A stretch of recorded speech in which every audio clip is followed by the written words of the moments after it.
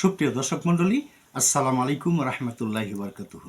তেঁতুলিয়া কাজী টিভির পক্ষ থেকে আপনাদের সবাইকে ধন্যবাদ অভিনন্দন জানিয়ে আজকেও গুরুত্বপূর্ণ একটি প্রশ্ন নিয়ে আপনাদের মাঝে উপস্থিত হয়েছি।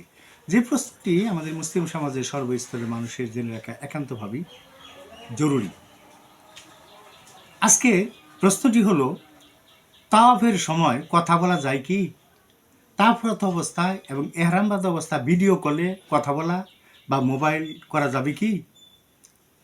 এর উত্তর হলো, তাওয়াফ অবস্থায় অতি সংক্ষেপে প্রয়োজনীয় কথা বলা যাবে, তবে অপ্রয়োজনীয় কথা বলা বা ভিডিও ধারণ করার মতো অতিরঞ্চিত কর্ম থেকে বিরত থাকা আবশ্যক। রাসূল সাল্লাল্লাহু আলাইহি সাল্লাম বলেন, বাইতুল্লাহ তাওয়াফ, সাফা মারওয়া, সাই এবং জামরায় কঙ্কর নিক্ষেপ ইত্যাদি কেবলমাত্র আল্লাহর জিকিরের জন্যই নির্দিষ্ট। এই কথাগুলো আবু দাউদের 1888 নং হাদিসে, আহমদ হাদিস গ্রন্থের 24,512 নং হাদিসে উল্লেখ রয়েছে। তিনি আরও বলেন, বাইতুল্লাহ তাওয়াফ করা সালাতের ন্যায়, অতএব কথা কম বলবে, তবে এতে আল্লাহ তাআলা কথা বলার বৈধতা রেখেছেন।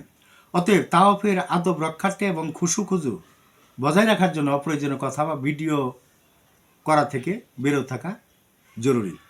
প্রিয় দর্শক মণ্ডলী, আজ এ পর্যন্তই। আপনারা ভালো থাকুন, সুস্থ থাকুন। আপনাদের সকলে মঙ্গল উন্নতি কামনা করে আজকের প্রশ্নোত্তর অনুষ্ঠান এখানেই শেষ করছি। আসসালামু আলাইকুম রহমতুল্লাহি বারকাতুহু।